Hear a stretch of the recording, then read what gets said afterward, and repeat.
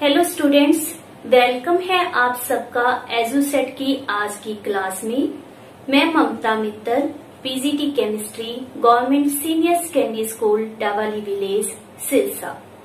आज हम करने जा रहे हैं क्लास 11th का first chapter some basic concepts of chemistry. आज की हमारी इस क्लास में हम डिस्कस करेंगे about chemical equation. Chemical equation के लिए क्या एसेंशियल कंडीशंस है, केमिकल इक्वेशन की लिमिटेशंस क्या क्या हैं और इनको किस तरह से इम्प्रूव किया जा सकता है। तो बेटा, जो केमिकल इक्वेशन हम नाम यूज कर रहे हैं ये नई टर्म नहीं है, आप पहले से ही इसके बारे में जानते हैं। केमिकल इक्वेशन को हिंदी में हम रासायनिक समीकरण कहते हैं। जब भी कोई रासायनिक अभिक्रिया को with the help of symbols and formula represent किया जाता है तो उसे हम नाम क्या देते हैं, केमिकल इक्वेशन या फिर रासायनिक समीकरण का। यहाँ पर मैं दो शब्द यूज कर रही हूँ, सिंबल एंड फार्मूला, जिसे हिंदी में प्रतीक तथा सूत्र कहा जाता है। Symbol like for element hydrogen हम सिंबल क्या यूज करते हैं, H, helium He, lithium Li। इसी तरह से आपने 20 तक एलिमेंट्स के सिंबल लर्न किए थे, ये आपको अच्छी तरह से लर्न होने चाहिए। एज वेल एज 20 से above like common elements iron Fe, silver Ag, gold Au। तो जो कॉमन आपके पास एलिमेंट है उनके सिंबल भी बेटा आपने याद करने हैं, तभी आप केमिकल इक्वेशन लिख सकते हैं। फार्मूला मीन्स मॉलिक्यूलर फार्मूला, जब आपके पास कोई कंपाउंड दिया जाता है लाइक वाटर H2O, वाटर के लिए फार्मूला क्या होता है, H2O। Carbon dioxide CO2। तो इस तरह से हम जब भी केमिकल इक्वेशन लिखेंगे तो हम पूरा नाम यूज नहीं करेंगे, we use symbol and formula of that element और कंपाउंड। तो स्टार्ट करते हैं हमारे आज के टॉपिक से। आपके पास सिंपली यह क्वेश्चन पुट किया जा सकता है कि what is chemical equation. So let's start with this one topic. होती क्या है केमिकल इक्वेशन, इसको पहले समझते हैं। आपके पास सिंपल क्वेश्चन हो सकते हैं कि what is a chemical equation. तो फॉर एग्जांपल मैंने लिख दिया C+O2 फॉर्मेशन ऑफ CO2, ये क्या है केमिकल इक्वेशन। इसमें मैंने क्या कार्बन लिखा या कार्बन डाई ऑक्साइड ऐसे लिखा, कुछ नहीं। मेरा टाइम सेव हो गया, लिखना इजी हो गया क्योंकि मैंने यूज किए सिंबल एंड फार्मूला। तो आप ये कह सकते हो कि कोई भी chemical change when represented by the use of symbol and formula that is called as chemical equation. Again I refer brief representation of a chemical change by use of, क्या यूज किया हमने, सिंबल्स एंड फार्मूला। इसे हम क्या नाम देते हैं, like the chemical equation.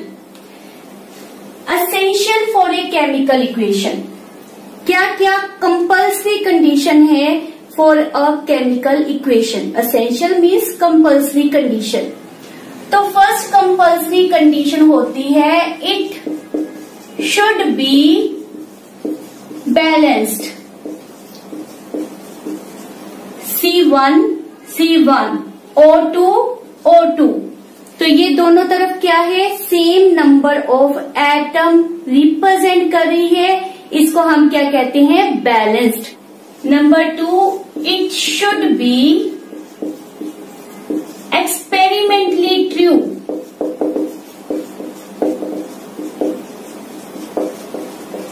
Meaning ऐसा नहीं होना चाहिए कि हम अपनी मर्जी से कुछ भी लिखते जाएं और बैलेंस कर दें। मैंने लिख दिया कि let's suppose C+H+O formation of CH3OH। यहाँ पर लेट 4 लगा दिया, ये 1 और ये बन गया। अगर लेबोरेटरी में इस तरह से किया जाए तो ये रिएक्शन पॉसिबल नहीं होगा। तो इसको आप अगर लिख भी रहे हो, बैलेंस भी कर रहे हो, तो it is not experimentally level के ऊपर सही नहीं है, आप इसको परफॉर्म करके नहीं दिखा सकते। तो केमिकल इक्वेशन इसको नहीं माना जाएगा। केमिकल इक्वेशन के लिए जरूरी है कि आप जो भी लिख रहे हो उसे एक्सपेरिमेंटल लेवल के ऊपर प्रूव कर सको। Third is it should be balanced. Sorry, balance तो हम कर चुके हैं, तो क्या रहेगा? It should be molecular. Molecular means आपको पता है जो गैसेस होती हैं वो एटॉमिक फॉर्म में नहीं पाई जाती। नॉर्मल गैसेस पाई जाती हैं लेकिन वो रिएक्शन नहीं करती, तो हम उनकी बात नहीं करेंगे। उसके अलावा जितनी भी गैसेस है like the O2, H2, N2, Cl2, Br2, सभी के साथ क्या आ रहा है? साथ में 2। Why? Because they are molecular. तो जहां पर भी O यूज करना है, क्या लिखना है? O2। ऐसा नहीं है कि इस तरफ कंपाउंड में भी O2 आए। Let C+O2 formation of CO। Balance कर दिया मैंने। तो आई एम सेइंग जब ये सिंगली प्रेजेंट होते हैं तो वो क्या आनी चाहिए? O2, H2, N2, Cl2। तो गैसेस को नॉर्मली किस तरह से लिखते हैं? इन द मॉलिक्यूलर फॉर्म, और रिएक्शन में वो मॉलिक्यूलर फॉर्म में ही शो होनी चाहिए। तो ये है हमारे पास 3 essentials. 1 is it should be balanced, second it should be experimentally true, and third it should be molecular. उसके बाद है हमारे पास इंफॉर्मेशन। तो हमारी जो केमिकल इक्वेशन है वो हमें कौन कौन सी इंफॉर्मेशन प्रोवाइड करती हैं, वो हम अब चेक करेंगे। First information that qualitative and second is quantitative. Qualitative कहां से लिया है शब्द? Quality. It means let suppose मैंने फोन खरीदना है, आई सेड मुझे एप्पल का चाहिए, I need Samsung, I need Redmi. तो आप क्या रेफर कर रहे हो? नाम बोल रहे हो। उसी तरह से qualitative information means we get या we come to know name of reactant and product. Qualitative information means हमें रिएक्टेंट और प्रोडक्ट के नाम पता चलते हैं। क्वांटिटेटिव में बहुत कुछ हमें पता चलता है। किस तरह से? Quantitative tell us number of atoms and molecule participate in reaction.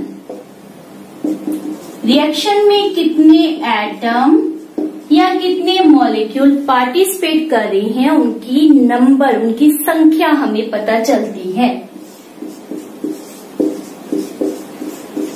तो यहाँ पर कार्बन का 1 एटम, ऑक्सीजन का 1 मॉलिक्यूल पार्टिसिपेट कर रहा है to form 1 molecule of CO2।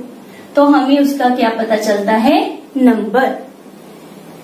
We come to know number of moles of reactant and product। हमें reactant और प्रोडक्ट के मोल्स भी पता चलते हैं। मोल्स क्या होता है? जो स्टोइकियोमेट्रिक टर्म्स आपके पास इससे पहले लिखी होती है। तो इसमें कार्बन का 1 मोल, O2 का 1 मोल, CO2 का 1 मोल पार्टिसिपेट कर रहा है। अगर मैं रिएक्शन लिख दूं H2O2 H2O, तो आपको पता है आपने इसको सबसे पहले क्या करना है, बैलेंस करने के लिए यहाँ पर मैंने 2 लगाया, सो ऑब्वियसली यहाँ पर भी 2 आ जाएगा। सो 2 mole of water are formed by use of 2 mole of H2 and 1 mole of O2. Like this, we get the number of moles participate in the reaction. Third point कि हमें पता चलता है how much mass is used in the reaction. कितना मास reaction में use हो रहा है। तो थोड़ा सा मैं यहाँ से एसेंशियल्स को रब कर रही हूँ, आपने नोट कर ही लिया होगा इसको। तो थर्ड पॉइंट हम रेफर कर रहे हैं मास of reactant and product. Mass participate कर रहा है उसके बारे में कैसे नॉलेज होती है, हमें सिंबल और फार्मूला पता चल गए। तो जैसे कि कार्बन का मास होता है 12, ऑक्सीजन का मास हियर इज O2 प्रेजेंट है, सो 32 ग्राम्स, एंड CO2 का इन दोनों को सम अप करके आप देख सकते हो कितना आ जाएगा, 44 ग्राम्स। तो हमारे पास देखो सिंबल एंड फार्मूला दे दिया गया है, तो हम मास का पता कर सकते हैं। एज वेल एज आपके पास बहुत से ऐसे क्वेश्चन होंगे जिसमें आपको रेफर कर दिया गया जाएगा कि लेट इसका 4 ग्राम है, तो बताओ CO2 कितनी प्रोड्यूस होगी। तो बाय दिस वन कैलकुलेशन भी आप कर सकते हो कि 4 ग्राम के लिए how much CO2 is produce, that is 44/12 into 4। तो इजीली आप यहां से वैल्यू निकाल सकते हो।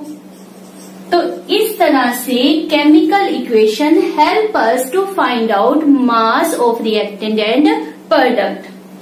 Fourth point is also important,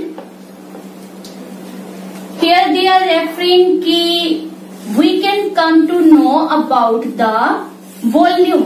volume term mostly किसके लिए यूज करते हैं, फॉर द गैसेस।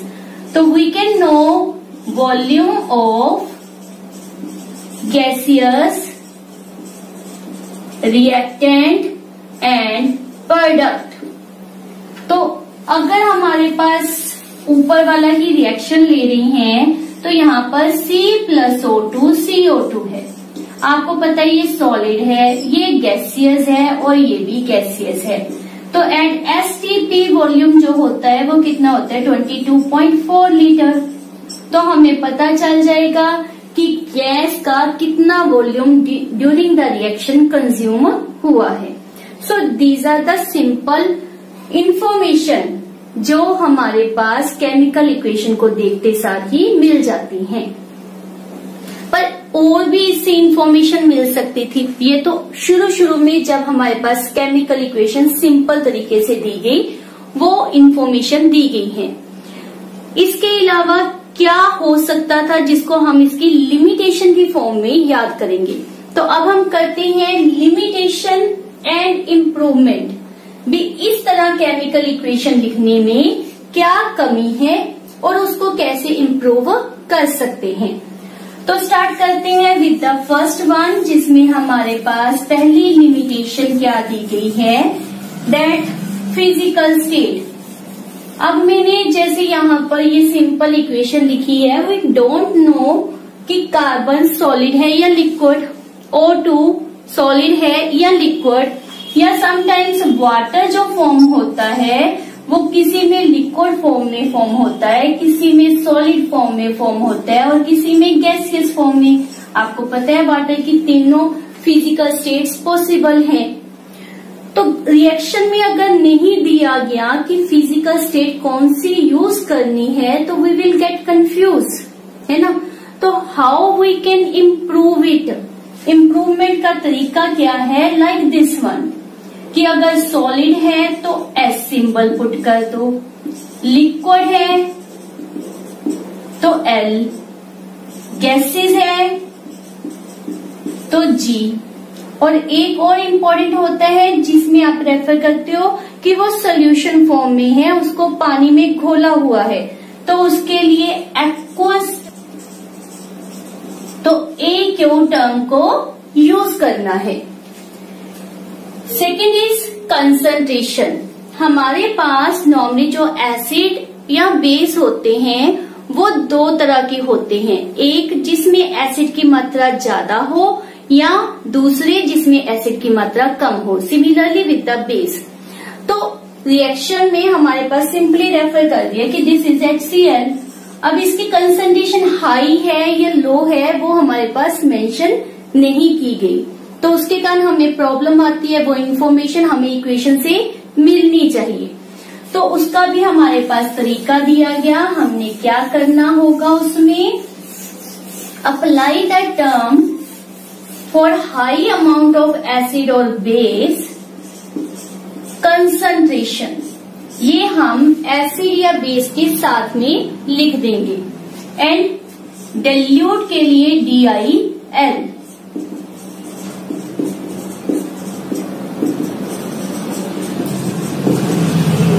ठीक है, ये अच्छी तरह से नोट कर लिया आप। कंसंट्रेटेड एंड डाइल्यूट के लिए हम ये दो टर्म्स यूज करते हैं। आपकी मर्जी है, आप इसको ब्रैकेट में जो नाम रेफर कर रहे हैं HCl उसके साथ ब्रैकेट में इसको रेफर कर सकते हो। Next is temperature, pressure, catalyst. अब कोई भी रिएक्शन हो रहा है, आपको पता है कि let's C+O2 formation of CO2, मेरे पास कार्बन है, ऑक्सीजन एयर में प्रेजेंट है, तो CO2 तो बनेगा ही नहीं। Why? Because there is need of temperature, यहाँ पर उसको हीटिंग इफेक्ट दिया जा रहा है ना, तभी ये बनेगा। लेकिन जो मैंने पहले इक्वेशन लिखी थी, मैंने तो सिंपली इस तरह से शो किया था, तो वो किस तरह से रेफर कर सकता है कि रिएक्शन हो जाएगा, है ना, थोड़ा सा इनकम्प्लीट लगता है। तो हमने क्या करना है कि जो टेम्परेचर है जितना भी उस रिएक्शन में चाहिए, प्रेशर या एनी कैटालिस्ट। अब कैटालिस्ट क्या होता है, बहुत ही इंपॉर्टेंट टर्म है।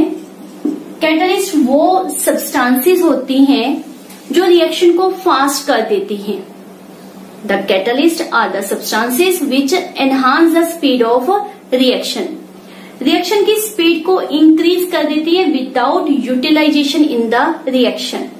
वो अपने आप को रिएक्शन में यूज अप नहीं करवाती, सिर्फ क्या करती है, रिएक्शन को तेज किया और एज सच बाहर निकल गई। जैसे मान लेते हैं अ कप ऑफ टी है, उसमें मैंने शुगर को मिक्स करना था। अब मैंने 1 टीस्पून ऑफ शुगर इसमें डाला एंड आई एम वेटिंग कि ये अपने आप इसमें डिजोल्व हो जाएगी, तो that takes a long time. लेकिन अगर इसी स्पून को मैंने इसमें घुमाना शुरू कर दिया तो क्या होगा, because of steering action of the spoon sugar जल्दी मिक्स हो जाएगी। तो डिजोल्विंग का reaction become fast because of spoon. तो क्या स्पून इसमें खुद डिसॉल्व हुआ?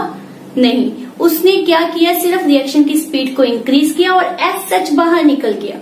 वैसे ही हमारा होता है catalyst which increase the speed of reaction without itself using in them. तो ये आपने याद रखना है। तो बेटा हमने क्या करना है कि हमारे पास इसमें कोई टेम्परेचर, प्रेशर कुछ नहीं दिखाया होता, तो किस तरह से दिखा सकते हैं, एरो के ऊपर आप टेम्परेचर, प्रेशर या लाइट अप्लाई हुई है, सनलाइट जैसे फोटोसिंथेसिस में हुई है, या कैटालिस्ट को यूज किया गया है जैसे अमोनिया के रिएक्शन में आयरन को यूज करते हैं, तो आप वेदर एरो के ऊपर, अगर थोड़ी चीजें हैं तो सिर्फ एरो का ऊपर वाला हिस्सा ही आप यूज कर लो, अगर ज्यादा डिटेल देनी है तो एरो के नीचे भी आप लिख सकते हो। तो इस तरह से हम एक केमिकल इक्वेशन को ज्यादा इंफॉर्मेटिव बना सकते हैं। Fourth is heat change. तो हीट आपको पता ही है, on the basis of heat reaction दो तरह के होते हैं, एक्सोथर्मिक जिसमें हीट रिलीज होती है, एंडोथर्मिक जिसमें हीट यूज अप होती है ना, ये दो तरह के रिएक्शन। तो वो इक्वेशन में दिखाई नहीं होती। अब यही रिएक्शन ले लेते हैं, इसमें क्या है, हीट रिलीज हो रही होती है ना, एक्सोथर्मिक रिएक्शन है, 393.5 किलोजूल पर मोल इसमें एनर्जी रिलीज होती है। तो अगर एक्सोथर्मिक है तो आप इसके साथ प्लस का साइन डाल के क्यों पुट कर दो कि हीट रिलीज हो रही है। अगर एंडोथर्मिक हुआ, वेदर A to B हमारा रिएक्शन है लेटर, तो आप रिएक्टेंट के साथ क्यों पुट कर देना कि ये एंडोथर्मिक है, इसमें हीट यूज हुई है, इसमें हीट रिलीज हुई है। Quite simple.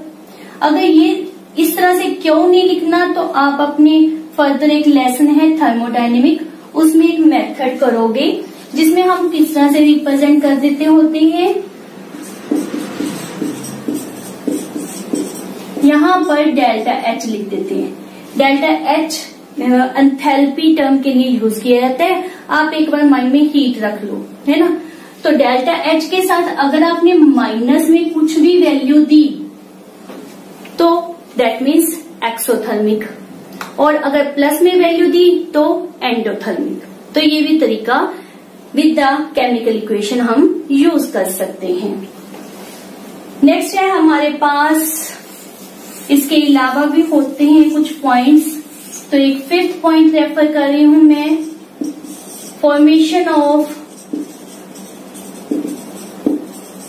पीपीटी मीन्स क्या होता है, precipitate, and evolution of gas. दो टर्म हम ले रही हैं, इसको कैसे दिखाएं।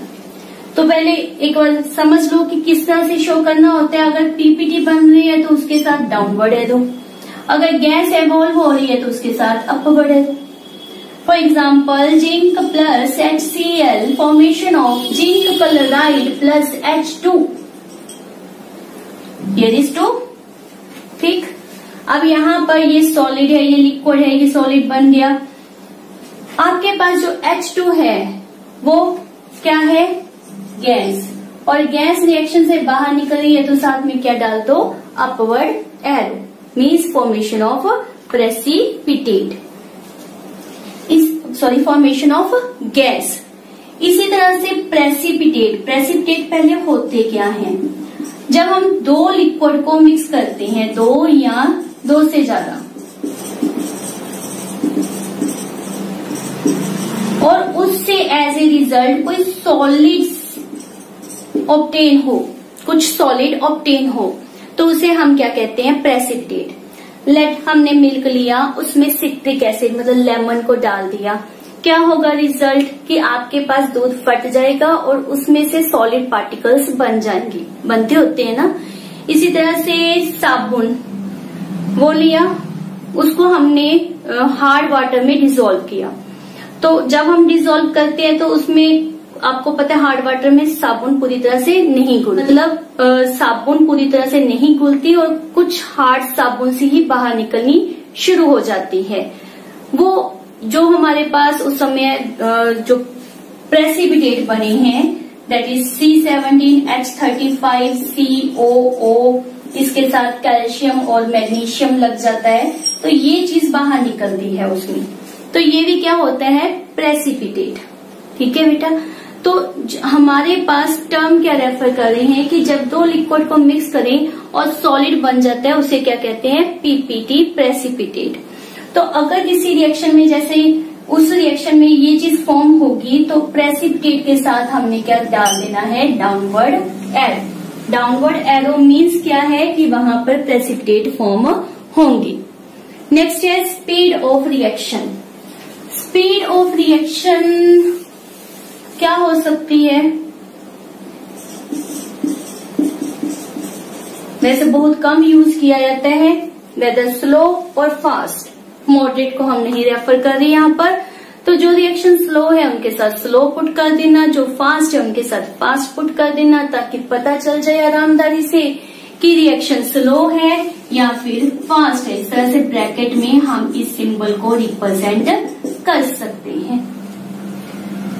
7.7 लिमिटेशन और उसका इम्प्रूवमेंट, उसमें हम क्या रेफर कर रहे हैं, दैट नेचर ऑफ रिएक्शन।